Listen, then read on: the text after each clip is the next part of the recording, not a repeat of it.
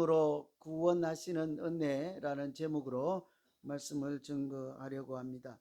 이 로마에 가면 라테란이라는 성당이 있다고 하는데 거기에 28개 계단이 있다고 해요.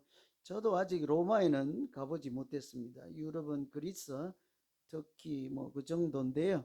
로마에 가면 이 라테란 성당에 계단이 있는데 예나 지금이나 많은 사람들이 거기를 찾아오는 성지순례하는 곳 정도로 유명한 곳인데, 그래서 그곳을 거룩한 계단이라고 불러요. 왠고하니 예수님께서 십자가 달리시기 전에 이렇게 빌라도 총독에게 끌려가서 신문을 받을 때 이렇게 총독이 계단 위에 서 있고 그 올랐던 계단이라 이렇게 거룩한 계단 이렇게 부르기도 하고 빌라도 계단이라고 하는데, 그 당시에 예수님께서 그 예루살렘에서 이렇게 그 신문을 받고, 그때는 계단이 이쪽에 있었는데 황제가 나중에 로마로 그걸 다 가지고 가서 설치를 그곳에 다시 한 거예요. 그래서 빌라도 계단, 거룩한 계단 해서 많은 분들이 순례할 때 그곳을 가는 것은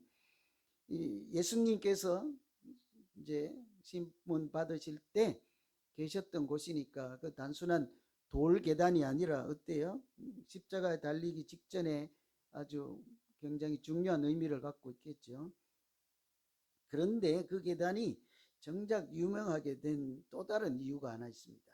당시에 그 계단을 맨살로 맨 무릎으로 그 계단을 이렇게 한 계단 한 계단 올라가면 어떻게 해서 여러분 돌 계단을 이렇게 무릎으로 기어간다고 해야 될까요? 무릎으로 이렇게 올라가면 무릎도 다 벗겨지고 피도 날 수도 있고 고통스럽지 않겠습니까?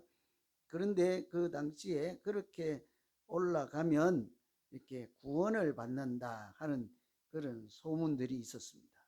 그래서 많은 사람들이 찾게 되는데, 그 계단이 유명하게 된 것은 우리가 잘 아는 종교개혁을 했던 마틴 루터가 자기 젊은 시절에 수도사였잖아요. 27살 정도에, 요즘으로 치면 수도사면 좀 낯서니까 목회자라고 생각하시면 됩니다. 그런 수도사 생활을 하고 수도원에서 금욕 생활을 하고 이렇게 영성 훈련을 하고 믿음의 길을 철저하게 가는 그런 여정 가운데 있을 때 이 로마에 갈 기회가 있어서 그 계단에 간 거예요. 그래서 자기도 소문대로 듣고 모르니까 혹시라도 그럴 수도 있고 해서 무릎으로 그 계단을 하나씩 올라가는 거죠. 주기도문을 외우면서 이렇게 영성 훈련 차원에서 무릎으로 기어서 계단을 올라가는데, 27번째 계단에 올라갔을 때까지 아무런 감동이 없는 거예요. 느낌도 없고. 그래서 이게 무슨 일일까 하고 있는데 그 순간에 불현듯 하나님 말씀이 쫙 하고 들어오는 거예요. 자기 마음에. 그 말씀이 우리가 누구나 잘 알고 특히 로마서에서 중요한 로마서 1장 17절이에요. 로마서 1장 17절은 그 내용도 그렇고 로마서 말씀이기도 한데, 누구든 이 로마서 1장 17절만 해도 마틴 루터 회심의 말씀이다 하고 연결될 정도로 유명하죠. 혹시 그 말씀 기억하십니까, 여러분? 복음에는 하나님의 의가 나타나서 믿음으로 믿음에 이르게 하나니 기록된 바 오직 의인은 믿음으로 말미암아 살리라. 이것이 로마서 주제이기도 하잖아요. 믿음으로 믿음에 이르게 간다. 오직 의인은 믿음으로 말미암아 살리라. 계단을 무릎으로 올라오고 기어 올라서 피가 철철 나고 이렇게 해서 왔는데 정작 아무런 감동도 없고 그러는데 그 순간 하나님의 말씀이 임한 거죠. 어쩌면 그래도 참 잘했다 하는 생각이 들어요. 그렇지 않았더라면 이 말씀을 만나지 못했을 거 아니에요. 그죠? 계단을 기어 오른 것이 문제가 아니고 그때 이 말씀을 받은 것이 이 사람을 완전히 새 사람으로 만들어 두고 이 개인적으로는 영적인 체험 득도하는 순간이죠. 하나님을 제대로 만나는 순간이죠. 믿음으로 믿음에 이르게 한다. 뭐예요? 자기는 지금 계단을 올라가면 구원을 얻을 줄 알고 그렇게 열심으로 피를 흘리며 계단을 올라가는데 그게 아니라는 거죠. 뭐예요? 계단을 올라가는 고통이나 훈련이나 내가 하는 행실에 하나님이 구원을 얹어주는 것이 아니라 어때요? 하나님이 주시는 믿음으로 우리를 구원받게 하신다 하는 진리를 깨달은 거예요. 그래서 이 사람이 여러분 다 아시는 대로 1500년대 종교 개혁을 하잖아요. 교회가 그 당시 천주교가 부패했을 때 이 모든 교회의 기준과 이 믿음의 근본은 오직 말씀 성경이다 하고 종교개혁의 기치를 오직 성경, 오직 은혜, 오직 믿음 이렇게 세 가지잖아요. 그래서 오늘 우리 주제가 뭡니까?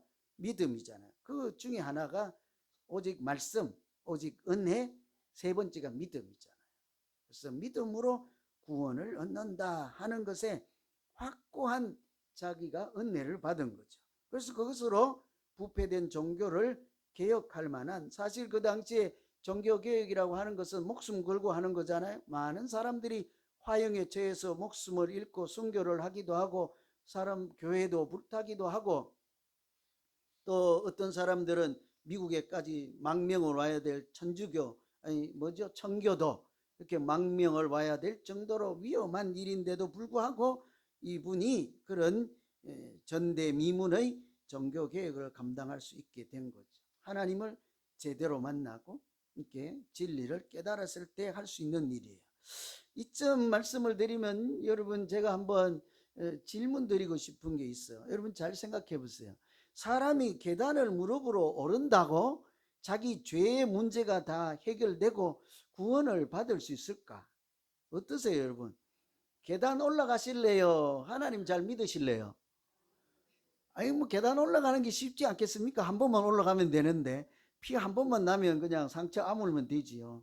믿음으로 사는 건 얼마나 고난의 길이요, 십자가의 길이요. 그렇잖아요. 그게 더 쉽지 않을까, 그죠? 우리가 잘 아는 대로 그 오체투지라고 하는 거 있잖아요. 내 몸을 이렇게 던져서 한 걸음씩 가는 거, 이렇게 기어서 가는 거 있잖아요. 긴다고 보다 엎드리고 다시 일어나서 또 엎드리고 이렇게 가는 그런 오체투지 같은 그런 고행을 한다고 해서 그것 때문에 구원을 얻을 수 있겠습니까? 이것도 뭐 그런다고만 하면 나 성경 안 읽고 그냥 한번 해볼래요. 하루만 고생하면 될 거 아닙니까? 그죠? 어떠세요, 여러분? 여러분이 고개를 설레설레 흔드는 걸 보니까 그냥 이쯤에서 마치고 밥 먹으러 가죠. 뭐 설교 안 해도 되겠네. 오늘 보니까 뭐 그래서는 안 된다 하는 표정들이 다 있어요. 그죠? 그 고행을 한다고 구원을 얻을 수 있는 건 아니죠. 오늘 말씀처럼 우리는 오직 믿음으로 구원을 얻고 오직 의인은 믿음으로 말미암아 살리라 하는 말씀대로 하나님이 주시는 선물 같은 구원을 받는 줄로 믿습니다. 열심히 애를 써서 자기 구원을 자기 스스로 이루려고 하는 미련한 자와 같지 않고 오직 믿음으로 하나님이 주시는 구원의 은혜를 함께 누리는 생명력이 있고 진리가 함께 있는 우리 모두의 믿음 생활이 되기를 기원합니다. 그렇게 이런 믿음으로 구원을 얻는다 했을 때 하나님께서 믿음으로 구원을 주신다. 여러분 느낌이 어떠세요? 우리를 구원하는데 하나님이 믿음으로 믿는 자에게 구원을 주신대요. 좀 감사한 마음이 들어요. 별거 아닌 것 같아요. 아무런 생각이 없습니까? 믿음으로 구원을 주신다는데 어때요, 여러분? 아무 느낌이 없죠. 뭘 감사해요? 아무 느낌이 없지. 믿음으로. 근데 이것을 이렇게 느낌이 오려면 좀 다른 얘기를 해보세요. 하나님이 우리를 구원하실 때 내가 얼마나 착한지 점수를 매겨 구원을 해주신다. 탈락자가 많이 나오겠죠. 그죠? 얼마나 착한지를 보고 한다. 얼마나 뭐 돈을 많이 냈는지를 본다. 아니면 얼마나 탑을 많이 쌓았는지를 본다. 얼마나 잘생겼는지를 보고 구원해 주신다. 이렇게 하는 거 하고 아무것도 보지 않고 오직 한 가지 믿음 보시고 구원을 주신다. 얼마나 더 그죠? 굉장히 이것이 그냥 흘러 지나칠 얘기가 아닌 거예요. 믿음으로 구원을 주신다 하는 것은 우리에게는 정말 감격할 그런 내용이죠. 내가 스스로 해결할 수도 없는 죄의 문제가 있는 사람은 너 다 해결하고 오면 구원해 줄게. 어느 세월에 다 해결하고 오겠습니까? 그죠? 이처럼 우리에게 하나님이 구원을 베푸실 때 주신 은혜가 뭘까? 이런 거를 한번 오늘 같이 나누어 보시고 기도하면 되겠습니다. 우선 하나님은 구원하실 때 믿는 자를 의롭게 하십니다. 믿는 자를 의롭게 한다 이 말이 좀 어려워서 그런데 믿는 자를 구원해 주신다 이런 뜻이죠. 하나님은 우리를 구원하실 때 굳이 조건이라는 단어를 붙인다면 우리에게서 찾는 조건은 딱 한 가지예요. 하나님이 우리를 구원할까 말까를 이렇게 저울질하실 때 우리에게 찾아와서 이렇게 들여다보시는 것이 딱 한 가지인데 뭐라고요? 금방 뭐 나 입이 마르도록 닳도록 얘기했는데 왜 전부 꿀먹었습니까? 하나님이 우리에 와서 구원할까 말까를 따져볼 때 아무것도 안 본다고요. 옷 잘 입었는지 안 보고, 머리 잘했는지 안 보고, 물들였는지 안 보고, 신발 뭐 광냈는지 안 보고, 뭐 본다고요? 믿음 보신다는 거. 믿음 보신대요. 26절에 보면 곧 이때 자기의 의로우심을 나타내사 자기도 의로우시며, 여기까지는 하나님이 의로우시며 예수님이 의로우시며 또한 예수 믿는 자를 의롭다 하려 하심이라. 누구를 의롭다 하려 하신다고요? 믿는 자를 의롭다 한다 하는 거예요. 하나님은 다른 거 따지지 않습니다. 오직 우리의 믿음만 보시고 나를 인정해 주시겠다는데, 나보고 돈을 얼마 많이 벌어놨느냐 보고 믿어 구원을 해줄게 그러면 난감하네요. 그죠? 다 쓰고 없는데 뭘, 그죠? 뭐 집이 아파트가 몇 채인지 보고 내가 구원해 줄까 말까 한다면 고민스럽네. 그죠? 뭐든지 따져도 감당할 수가 없네요. 그런데 그런 거 묻지 않고 어때요? 믿음을 보신다는 거예요. 얼마나 고마운 일인지 몰라요. 얼마나 다행인지 몰라요. 오늘 26절에 예수 믿는 자를 의롭다 한다 할 때 이 의롭다 한다는 것은 사실은 법정에서 재판할 때 쓰는 표현이에요. 법정에서. 뭔 얘기인가 하면 판사하고 죄인이 있으면 판사가 죄인에게 너는 죄가 없으니 자유한 몸으로 가라. 이런 게 이제 의롭다 하는 거예요. 그 당시에 법원에서 쓰는 낱말을 우리 믿음 생활에 이해를 쉽게 하도록 끌어다 쓴 용어인데 우리는 좀 익숙하지 않아서 더 어려워요. 하나님이 우리를 의롭다 한다. 이것은 우리가 잘 아는 대로 우리가 하나님 앞에서 죄인이 아니라고 할 사람이 헬라인이든 유대인이든 율법이 있는 자든 없는 자든 죄인이 아니라고 할 만한 사람이 있다고요, 없다고요? 어때요, 여러분? 우리가 하나님 앞에 서면 다 죄인일까요, 아닐까요? 그렇게 잘 알면서 믿음 생활은 어떨까? 그죠? 다 로마서 1장에서부터 3장까지 우리는 다 하나님 앞에서 아무도 변명할 수도 없고 피할 수도 없는 죄인이다. 이런 얘기를 쭉 했는데, 그러면 판사가 너는 무죄하다고 자유를 선언해 주는 것처럼 하나님이 틀림없이 지금까지 너희들은 죄인이라 해놓고는 집에 가라는데요. 이거 앞뒤가 안 맞아요. 하나님이 뭐 너무 착해서 그러실까요? 우리가 아는 대로 하나님은 공의의 하나님 그러잖아요. 공의의 하나님이라는 말은 죄가 있으면 반드시 벌하신다 이런 얘기인데, 우리에게 틀림없이 모두 피할 수 없는 죄인임에도 불구하고 당연히 거기에 합당한 벌을 줘야 하는데도 하나님은 벌 대신은 무엇을 주신다고요? 구원을 주시고 자유를 주시고 하나님의 자녀라는 이름을 주신다는 거예요. 좀 앞뒤가 안 맞잖아요. 그죠? 그래서 우리가 꼭 하나 알아야 되는 것이 24절이에요. 24절에 보면 예수 그리스도 안에 있는 구속으로 말미암아 이렇게 말씀하잖아요. 그리스도 예수 안에 있는 성량으로 말미암아 하나님의 은혜로 값없이 의롭다 하심을 얻는 자 되었느니라 할 때 가장 거기에서 중요한 것은 예수 안에 있는 구속, 예수 안에 있는 성량으로 우리가 구원을 받는다는 거예요. 아유, 이 성경 읽다가 짜증내는 얘기가 이런 표현이에요.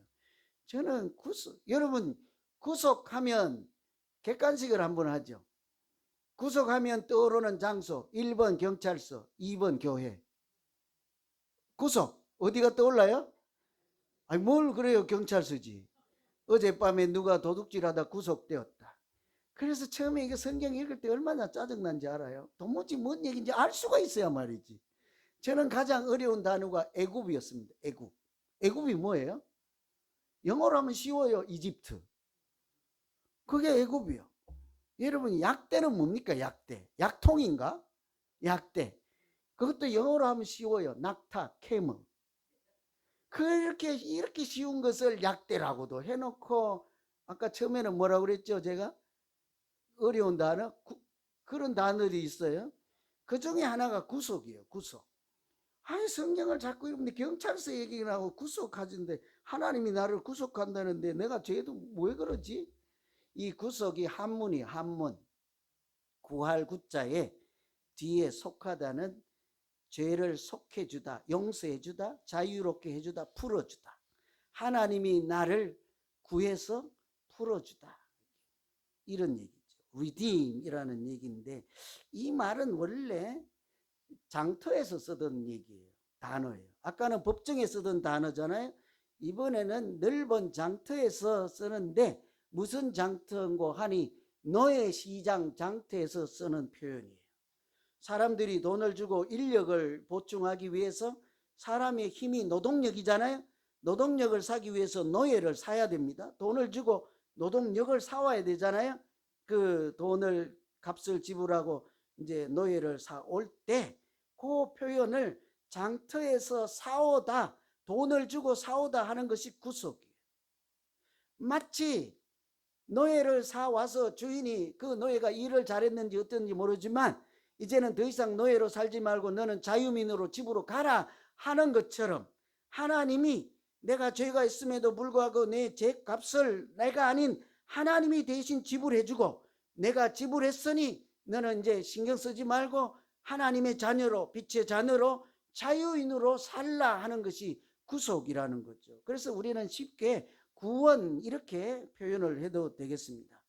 이런 하나님이 주시는 구원을 베드로 전서에는 이렇게 설명을 해요. 우리가 알거니와 너 조상의 유전한 망령된 행실에서 구속된 것은 우리가 구원을 받은 것은 은이나 금같이 없어질 것으로 한 것이 아니요 오직 흠없고 점없는 어린 양 그리스도의 보배로운 피로 한 것이니라.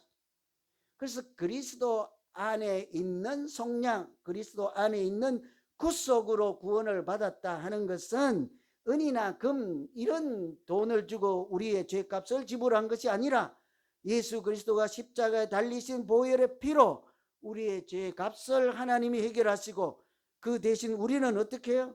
자유한 자로 하나님의 백성으로 빛의 자녀로 살게 하신 줄로 믿습니다. 그래서 우리는 스스로 해결할 수 없는 죄의 문제를 해결할 수가 없잖아요. 우리 스스로. 그런 죄가 있음에도 불구하고 허물이 있음에도 불구하고 하나님은 이거 해결하고 와라. 네 죄의 문제를 다 끝내고 와라.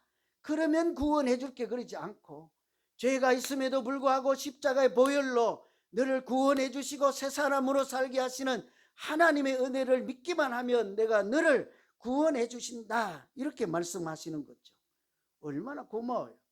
여러분 우리가 해결하지도 못하고 혼자서 감당하지도 못하는 그것이 뭔지도 모르겠지만 그런 것들을 다 해결하고 자유한 자로 우리가 과연 살 수가 있겠습니까? 허물이 많고 부족한 것이 많고 죄의 투성이고 죄인 중에 괴수이지만 하나님께서 그런 우리를 불쌍히 여기고 우리의 연약함을 아시고 하나님께서 우리의 연약한 부분을 스스로 감당하시고 그 대신 우리를 하나님의 자녀로 살게 하신 것은 하나님만 주시는 특별한 은총인 줄로 믿습니다. 잘 그래도 안 다가오시는 분들은 아브라함 이야기 하나 해드릴게요. 아브라함은 창세기 15장에 보면 이런 말씀이 있어. 15장 6절에 아브라함이 여호와를 믿으니 여호와께서 이를 그의 의로 여기셨다. 로마서에 있는 말씀과 똑같은 거예요. 그러니까 이미 믿음으로 구원을 받는다 하는 것은 창세기부터 나온 이야기였어요. 이 하나님께서 이렇게 아브라함을 보니 이 아브라함이 믿으니 그 믿는 것을 의로 여겼다 하는데, 당시에 아브라함은 아주 완벽하거나 믿음이 이게 성숙하거나 행실이 착하거나 하나님 보시기에도 이쁘거나 그런 상태가 아니었다고요. 웬고하니 이게 약속의 땅에서 살다가 가뭄이 들고 어려우니까 하나님께서 약속의 땅 안에서 살라고 했지만 그것을 벗어나서 아까 말씀드린 애굽, 이집트로 이렇게 도망을 간 거예요. 그리고는 거기 가서 사람들이 자기 부인이 아름다우니까 뺏어갈까봐 부인이라는 소리도 못하고 누구라고 했습니까? 누이라고 했어요. 그러니까 자기 하나님이 보호하시고 지켜주시고 이런 생각은 아무것도 없는 거예요. 뿐만이 아니라 그 약속의 땅을 떠나고 누이라는 거짓말을 해가며 하나님 말씀을 신뢰하지도 않고 또 때로는 하나님께 대들고 항변하고 따지기도 하죠. 하나님께서 자녀를 뭇별과 같이 바다에 모래알같이 주신다고 해놓고 아직까지 10년이 지났는데도 왜 한 명도 안 줍니까? 나는 그런 하나님은 믿을 수 없나이다. 그래서 지금부터는 my way 해가지고 자기가 하갈이라는 여자를 하나 얻어가지고 종이지만 어때요? 거기서 자녀를 생산해서 이것이 나의 후계자니라, 이렇게 자기가 자기 문제를 스스로 해결을 하려고 하는 연약함의 투성이죠. 허물이 많고 하나님 보시기에 조금 더 이쁘지도 않는 그때에 하나님이 말씀을 한마디 하셨는데, 그때는 정신이 들었는지 아브라함이 믿으니 그 순간 달라진 것 없어요. 행실이 한 짓이 하는 말이 아무것도 달라진 것이 없어요. 연약하고 부족하고 허물 많은 그 상태에서 아브라함이 믿으니 하나님 뭐라고요? 그 순간 그것을 아브라함의 의로 여겼다는 거예요. 하나님의 자녀로 받아들여 주셨다는 거죠. 하나님의 백성으로 인정해 주셨다는 거죠. 여러분, 예수 믿는다고 해서 우리가 어느 순간에요, 한순간에 성인 군자가 되고 맹자가 되고 공자가 되는 것 아니잖아요. 그러니 교회 와서도 누가 여기도 뿔 하나 달고 있고 엉덩이에 뿔 하나 달고 있고 옆구리에도 창 하나 나와 있으면요, 괜찮아요. 이제 그분이 금방 하나님으로부터 이제부터 너는 내 자녀다 하는 선언을 받고 용서함을 받고 금방 왔는데, 그 사람이 어떻게 하루아침에 이렇게 머리에서 연기가 나고 거룩한 그런 사람이 되겠습니까? 안 되죠. 그럼에도 불구하고 하나님은 그런 우리를 어떻게 해요? 오늘 너는 내 아들이라, 너는 내 것이라, 이 자체가 얼마나 감격입니까? 그러니까 우리는 믿는 순간에 아직 허물투성이요, 우리가 부족하고 연약한 투성일지라도 믿기만 하면 하나님이 우리를 하나님과 바른 관계 안에 살아가는 자녀라고 인정해 주신다면 우리가 틀림없이 감사하며 찬양하며 아멘 해야 될 줄로 믿습니다. 이게 하나님이 구원하시는 은혜예요. 두 번째는 믿는 자를 하나님은 차별하지 않는다. 하나님은 우리를 참 차별하지 않으세요. 사람이 살다가 차별을 당할 때가 참 괴로워요. 그죠? 힘들어요. 그죠? 가정에서도 그렇고 교회에서도 그렇고 그 어떤 사람에 의해서라도 사람이 차별을 받는 순간 견딜 수 없는 아픔이 있거든요. 그런데 하나님은 우리를 구원하실 때 차별하지 않는다고.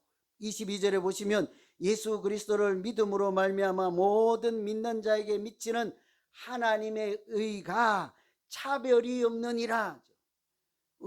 앞에 있는 말씀은 어려워요. 예수 그리스도를 믿음으로 말미암아 모든 믿는 자에게 미치는 하나님의 의, 이거는 하나님이 우리를 구원하시는 방법, 그런 것, 하나님이 구원하실 때 우리에게 베풀어 주시는 은혜는 어때요? 뒤에 차별이 없느니라. 하나님의 사랑은 차별이 없느니라. 하나님이 우리를 구원하실 때 베풀어 주시는 은혜도 차별이 없느니라. 하나님이 우리에게 주시는 모든 선물도 차별이 있다고 없다고요? 없느니라 하죠. 지난번에 여기 성탄절날 선물 쌓아놓고 각자 가져갔는데 차별받았다고 집에 가서 좀 화딱지 난 분들 계시죠? 차별이 없느니라요. 없느니라. 그 안에 하나님의 사랑을 잘 보시면 차별이 없느니라요. 어떤 사람은 막 엄청 좋은 거 가지고 나는 왜 라면 한 봉지 받았느냐 하고, 그죠? 우리는 그렇더라도 하나님은 차별하지 않는다. 제가 이것을 어떻게 하나님이 구원받을 때 차별하지 않는다는 내용이 뭘까, 이런 거예요. 제가 그냥 높아심에 한 줄만 말씀드리면, 우리가 구원받을 때 네 믿음이 50점이니 너는 더 공부해, 너 믿음이 80점이니 너는 구원해 줄게, 이렇게도 차별하지 않는다고요. 너는 교회를 10년 다녔으니 이제는 구원해 줄게, 너는 이제 교회를 1년 다녔으니 내가 좀 더 생각해 볼게, 그런 것으로도 하나님이 우리를 차별하지 않는다고요. 구원하시는 순간에는 하나님은 아무것도 묻지도 따지지 않고 뭐 하나만 보신다고요? 믿음만 보시고, 믿는 자는 그가 이방인이든 헬라인이든 유대인이든 한국인이든 미국인이든 아무것도 따지지 않고 구원해 주신다면, 하나님은 우리를 얼마나 평등하게 공평하게 구원해 주시는 하나님이십니까? 그래서 이것을 잘 설명할 수가 없어서 이런저런 글을 보다가 찰스 스펄전이라는 목사님이 이 대목을 설명한 것을 제가 읽어 드릴게요. 제가 잘 못하니까 남의 설교 제가 읽어 드릴게요. 인용해 드릴게요. 나폴레옹이 언젠가 유명한 가수에게 이렇게 말하는 거예요. 당신이 내 앞에 와서 노래를 하면 많은 왕들이 찬 곳에서 노래할 수 있소이다, 그렇죠. 이왕이면 우린 노래를 해도 왕들이 쫙 절비한데 국회의원들이 가득 찬 데 가서 설교를 하거나 노래를 부르면 좋겠죠, 그죠? 누구나 다 그런 꿈이 있잖아요.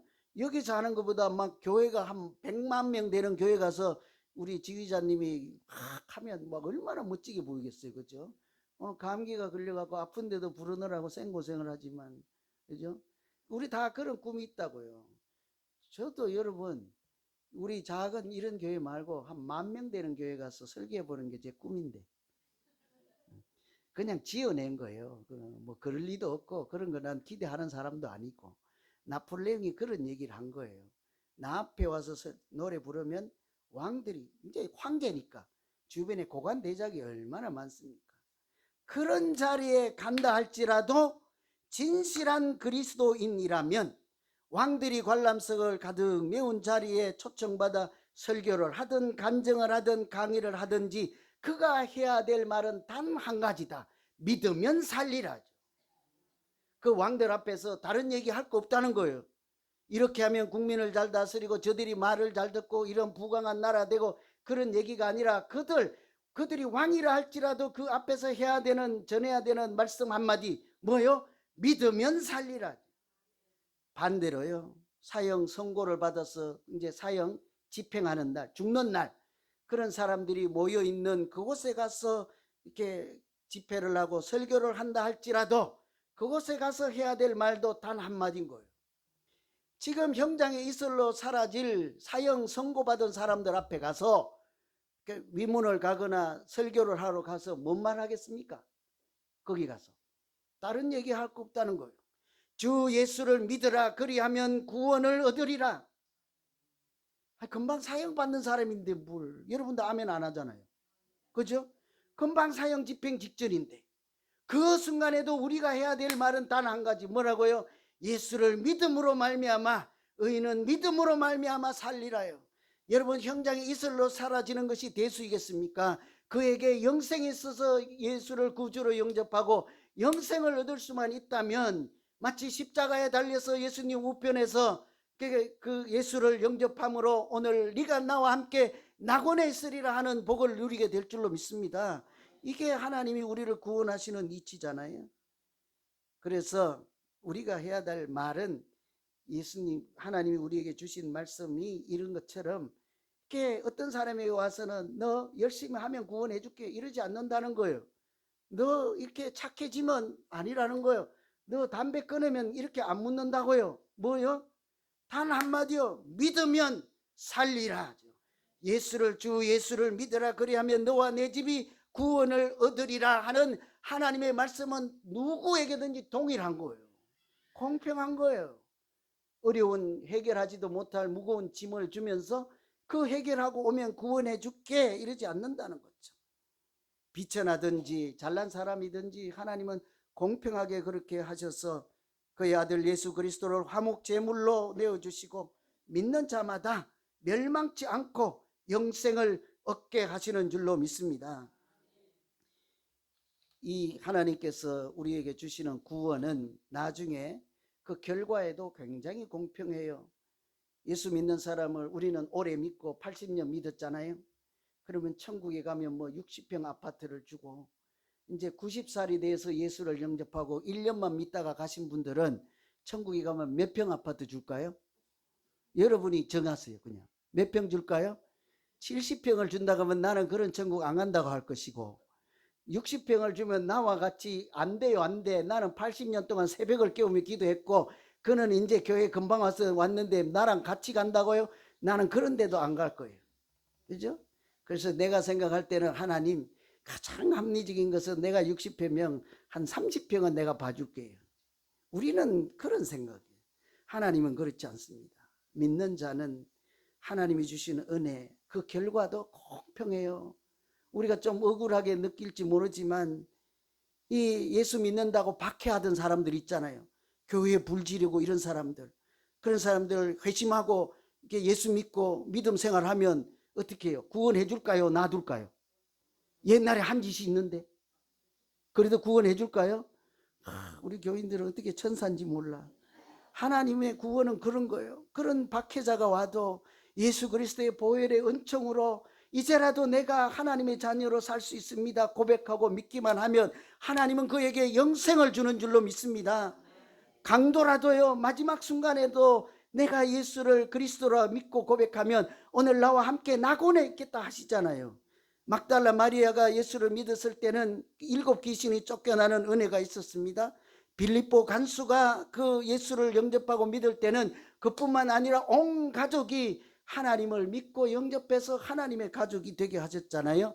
그러니까 국회의원이든 누구든 잘난 사람이든 오래된 사람 어떤 사람이든 하나님 앞에 나와서 무릎 꿇고 회개하고 그를 구주로 영접하고 믿을 때 하나님은 동일한 은혜, 구원이라는 은혜, 영생이라는 은혜를 주시는 줄로 믿습니다.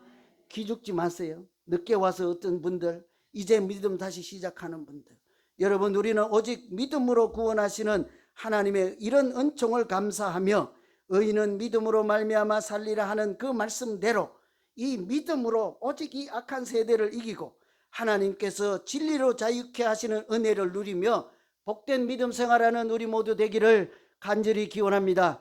기도하겠습니다.